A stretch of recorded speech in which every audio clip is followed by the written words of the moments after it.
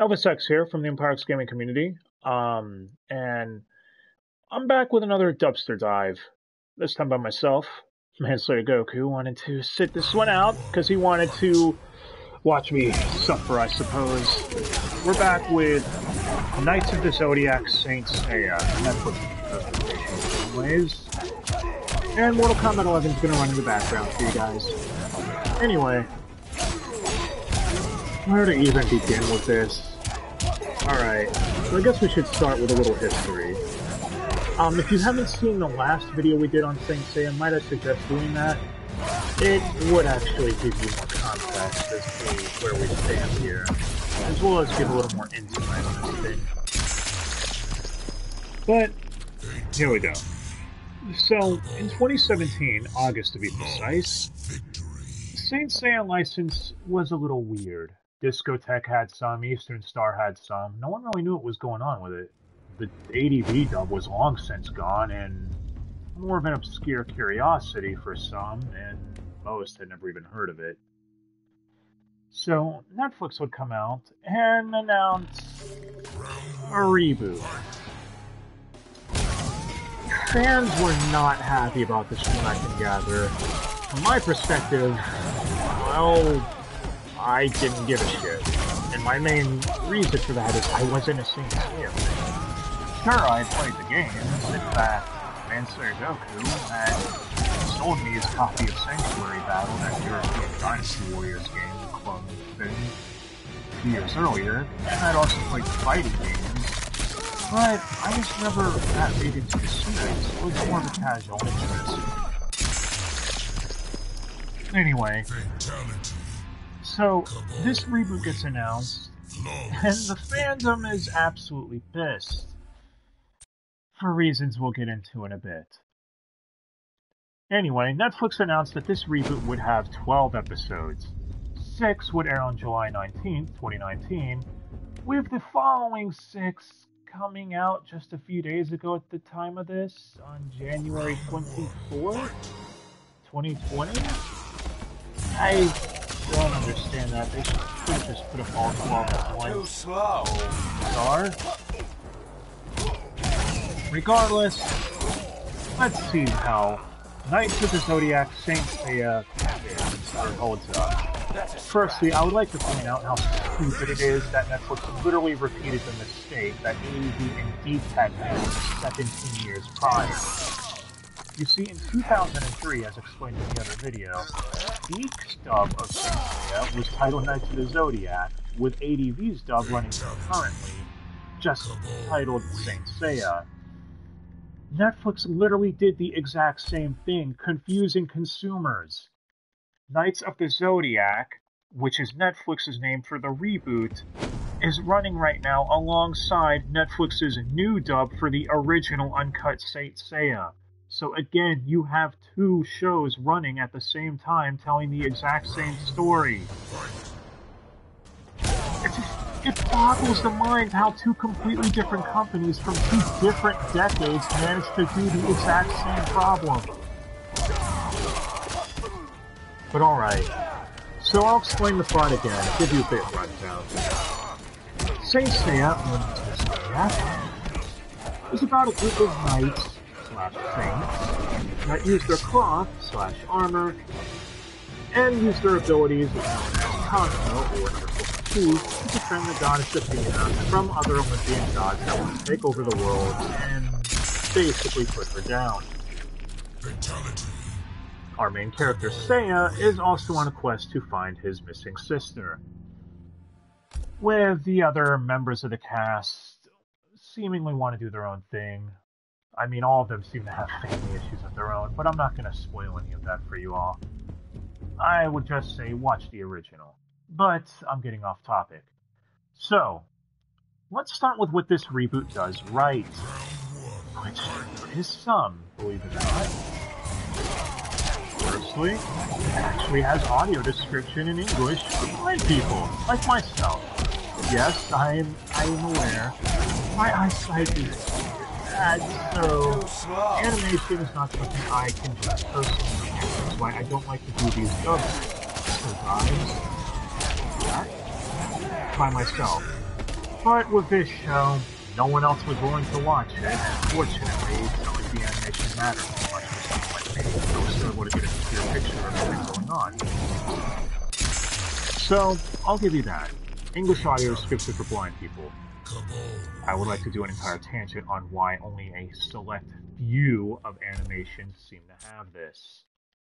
Speaking of animation, I should note that Saint Seiya, or the Zodiac Saint Seiya, I'm never not going to be confused by this, also had a lot of the original Japanese staff involved from what I could look up that had worked on a lot of Saint Seiya's older properties, so Netflix managed to get some of them on it, yet still the fandom has a lot of ire for the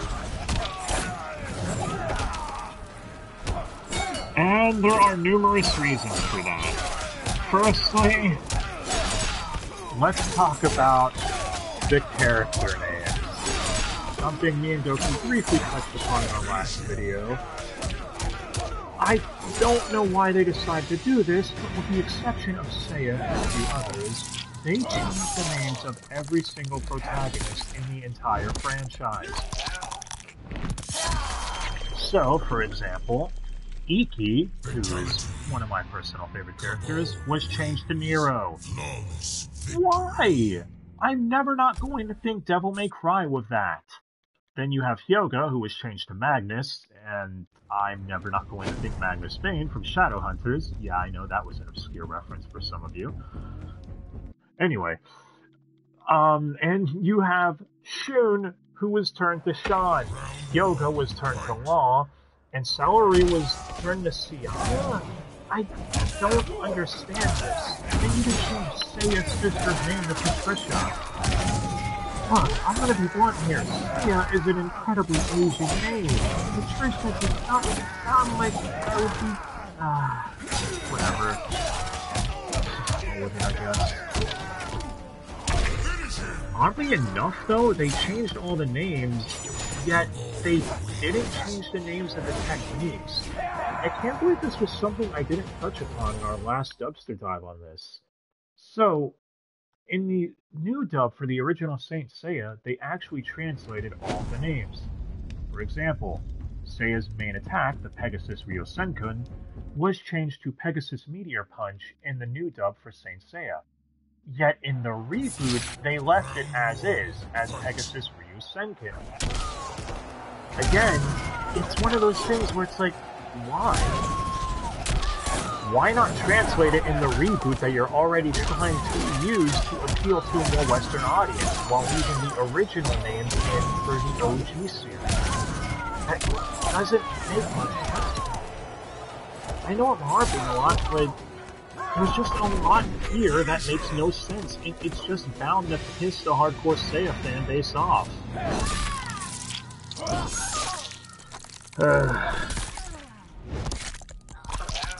The biggest problem this show has, though, is honestly the way it abridges and bastardizes the entire Saint Seiya franchise.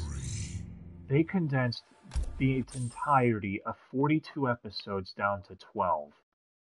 There's a difference between trimming the fat and cutting out filler, and whatever the hell they decided to do here. On top of that, they merged future arcs into this. So, without spoiling anything, they tried foreshadowing the Hades arc way before it was supposed to be foreshadowed in this movie. Character relationships are either flat out dropped or so condensed that it makes you wonder, wait, what? How did we get here? That's like from 0 to 10 in a second.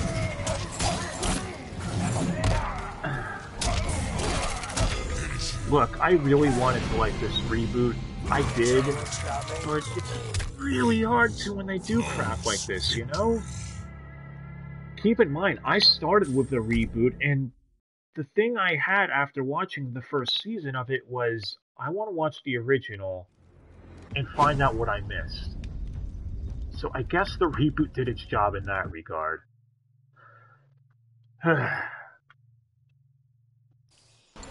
Moving on, though, from that, I'm not going to get into spoilers till the end, as per usual. Let's talk about the soundtrack before I get to the dub performances. Firstly, the soundtrack is honestly boring in my opinion. It's nicely got Pegasus Fantasy back as the old one. But the rest of the music for the OST itself is just your typical generic orchestral score that all American media uses. Not to come across as a full-blown weeb, but that is becoming a nagging issue with most of our entertainment over here. Is a lot of our soundtracks are forgettable. Obviously not all of them, but a good majority of them are.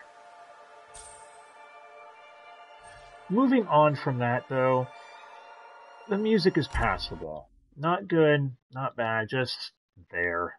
Whereas in the original, as I stated before, it came across like an 80s action flick, so I feel like some of the tunes were really memorable for that part, and helped elevate a good scene. But enough downer notes. Let's get to something positive. The dub casting, as well as the English dub itself. It is, for the most part, the exact same English dub that I discussed with Goku last time. So the cast is more or less the same. But I'll quickly run through them again just in case. Seiya, voiced by Bryson Cosmos. If that's how you pronounce his name. Is, again, great performance. I feel like he got to stretch his legs a lot more in the original series than he did here. But I still say in the reboot he did a bang-up job. The problem is, again, something I'll get into later. Hyoga, because I'm not calling him Magnus, voiced by Patrick Poole, again, good performance. We also have Shiryu, voiced by Blake Shepard. Yes, I'm going to call them by their actual names. Again, I'm going full weeb here because this is one of the few times that this makes no sense to me. Is again a stellar performance. EP, voiced by Adam Gibbs. Another great performance.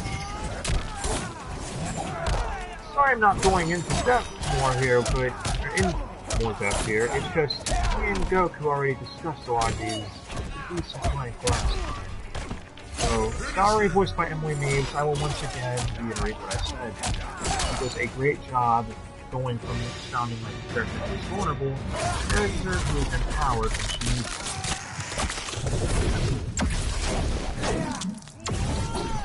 it. We then have the rest of them rounding out the cast as per usual.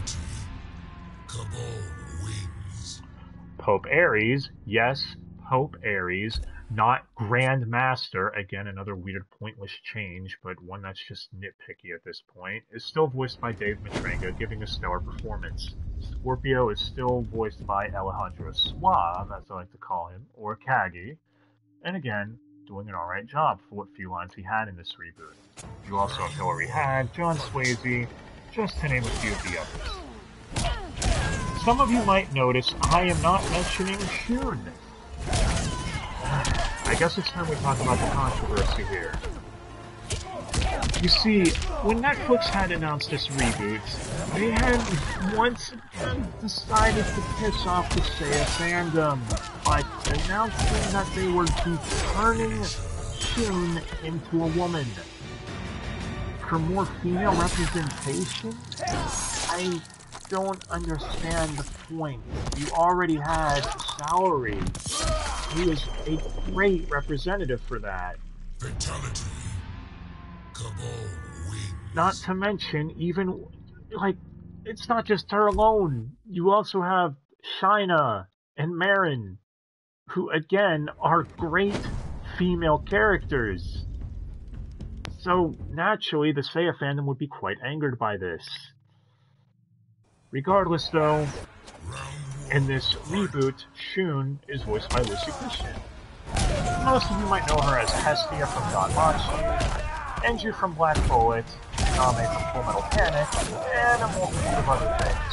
Most notably, though, is Nami from One Piece and Uraraka from My Hero Academia. And I gotta say, she is a stellar performance for what she's given here.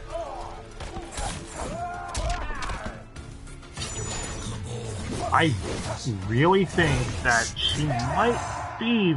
I think she might be the MVP voice actor in this dub, personally. At least in the reboot. Again, it's a hard toss-up because I think everyone did a stellar job, but...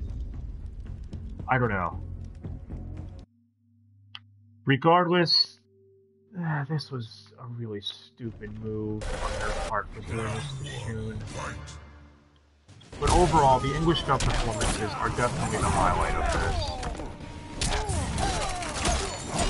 But I guess we should get into the spoiler section. So if you intend to watch this, which may save you, please don't curiosity, you might want to turn away now. If you do want to watch Saint Seiya, might I once again recommend you watch the original. So, spoiler time. Why are fans so pissed about this? Where to even begin? Okay.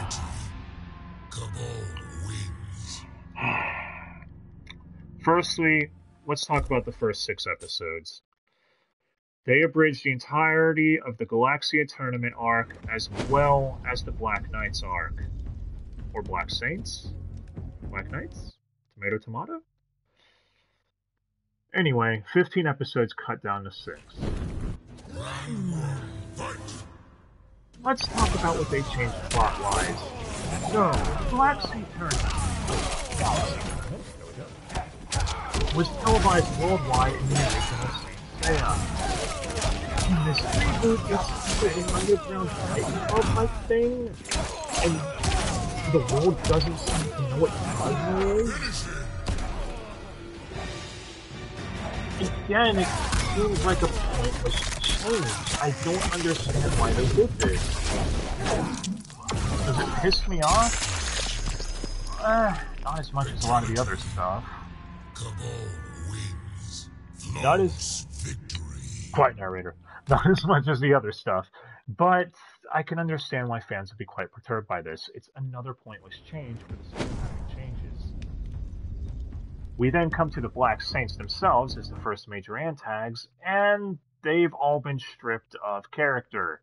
See, in the original Saint Seiya, the Black Saints at least had personalities of their own, and somewhat.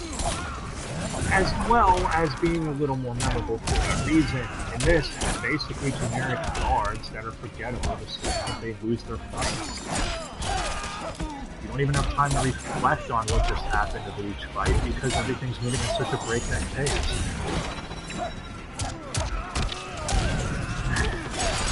Which brings me to what a lot of people consider to be the worst problem of this, the character relationships and plot threads. They are completely lost here. The Saints in the original actually had to work their way up to become friends. A lot of them had to earn each other's respect, and you saw that earned throughout the series. So when this happened in the reboot, it just felt a little like facepalm worthy when you saw characters like, oh yeah, I'll be your friend. Really? You just met? Yeah, but I'll be their friend. This is some kind saints. I guess more power for friendship.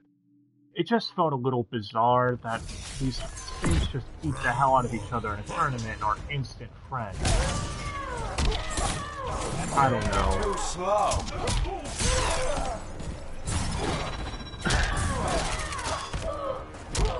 We also have Nero, or Inky, or whatever the hell they want to call him.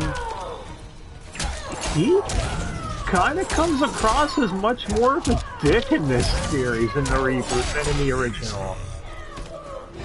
So, in Saint Seiya, Inky, after losing his fight, would more or less become the anti-hero of the group, and Rebel. He would show up as needed, and whenever he would screw up during a major situation, it was mainly because he didn't feel comfortable with the other Saints quite yet. He didn't feel like he had earned the right to fight alongside them. So, in the reboot, he shows up in the second half after his fight, after his arc where he lost. Man, can't even talk. And then just screws off for the rest of the season, never to be mentioned again. Like, what? I don't know. Let's not even begin going into what they did from one of my favorite fights, the original. For anyone who stuck around for the entirety of the original discussion, one of my favorite fights was Shiryu versus Perseus. Or Perseus thing? Where he actually used his shield, the Medusa shield, to blind his opponents and turn them to stone. Right? So, in order to defeat him, Shiryu had to blind himself, and it was an entire 2-episode ordeal. It was a massive fight with loads of tension as the stakes kept raising, and you weren't sure how Shiryu was going to get out of this. This anime adaptation, or the reboot adaptation, condenses this down to about 4 minutes. Shiryu's eyesight problem doesn't even seem to affect him that much from what I can tell, where he lost. Where he basically just slices his eyes and is like, yeah, I'm done. There we go, I win the fight. That's it. For the rest of the series, they mention it maybe twice that he lost his eye. Like, what?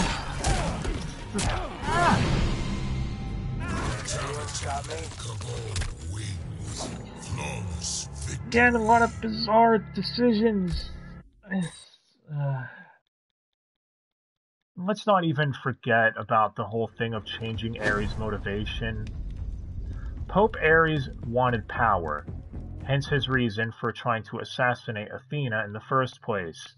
But in this reboot, they made it to where it was to prevent a prophecy that he had heard. That Athena would bring the end of humanity. Now, if this shows up later on in the original, fair enough. But the problem is that not all of the original is on Netflix yet, or even been dubbed. So for someone like me following it via that way, it comes across as a little strange, changing his motivation. Look, I could rant all day about the things I didn't like about this reboot, but I think I've done that enough.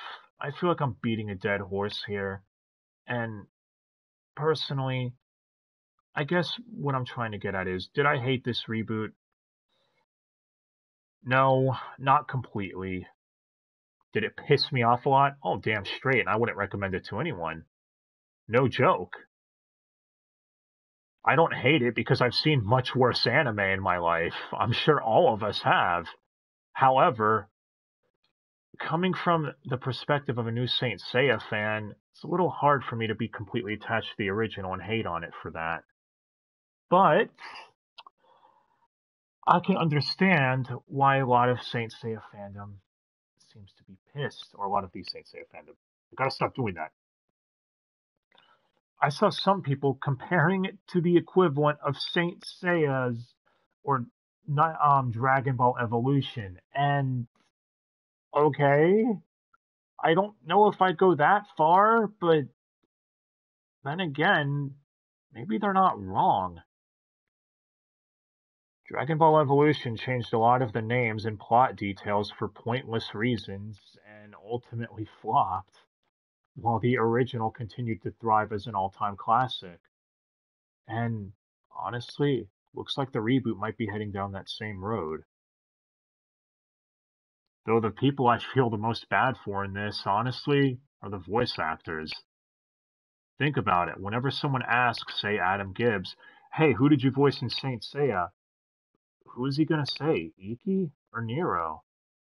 That's got to be a confusing mess, in my opinion. So, I don't know. I just feel like Netflix really messed up on this one. This reboot could have been a lot better than it actually was, but for me personally, I guess if I had to give it a grade, I'd give it a C minus. Not the worst I've seen, but there's definitely better out there. Besides, its existence is made redundant. There's already a movie called Saint Seiya Legend of Sanctuary that recaps the entirety of the Sanctuary arc.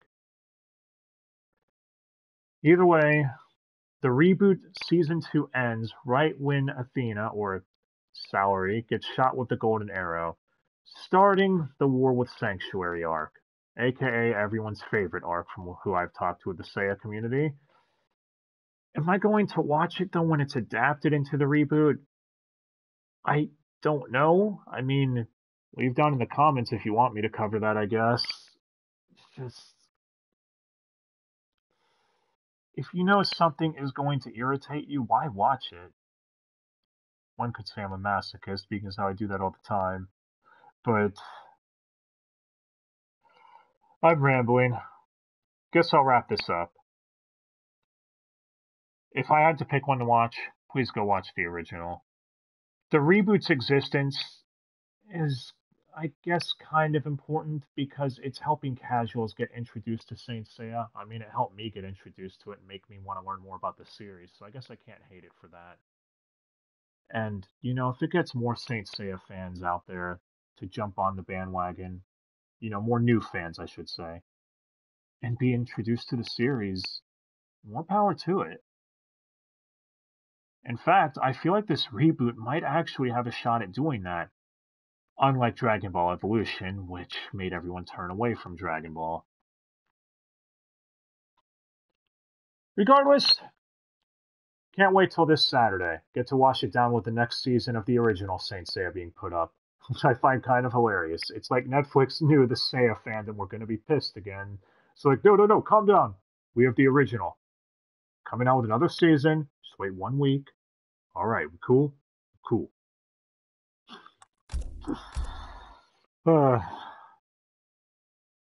Anyway, I hope y'all enjoyed this rant, I guess, bashing, and yeah, I was Hopus X with the Empire X Gaming community. Be back next time with another Dubster dive, and if you're watching this on Twitch, then hey, be back sometime with more DOA streams, MK streams, and more visual novel streams. So, till then, guys, thank you all so much for watching. Hope you all enjoyed, and let me know what you thought of the Saint Seiya reboot. Did you enjoy it more than I did? Or do you absolutely hate its entire existence? And who's your favorite Saint Seiya character? Anyway, guys, until next time. I'll see y'all later. Bye!